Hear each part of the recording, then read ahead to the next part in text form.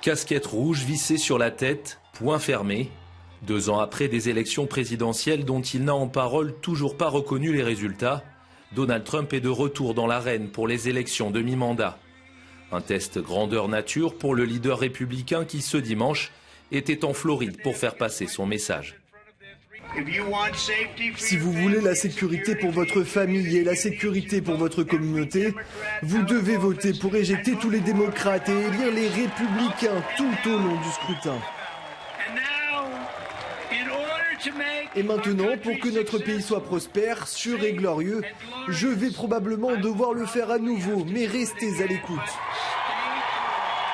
Un discours basé sur la sécurité et l'immigration pour un Donald Trump qui cache de moins en moins ses envies de candidature à la présidentielle de 2024, car au-delà du renouvellement de l'ensemble de la Chambre des représentants et d'un tiers du Sénat, c'est bien la Maison-Blanche qui est en jeu lors de ces élections de mi-mandat.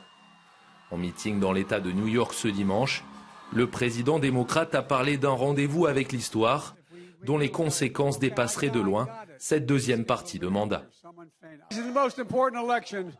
C'est l'élection la plus importante de notre vie qui va se jouer dans ce pays, pour les décennies à venir.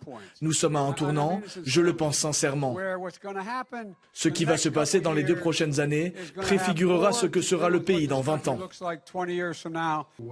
Désireux de contourner les règles parlementaires qui l'empêchent actuellement de légaliser l'avortement sur tout le territoire ou encore d'interdire les fusils d'assaut, Joe Biden a imploré ses électeurs de voter massivement.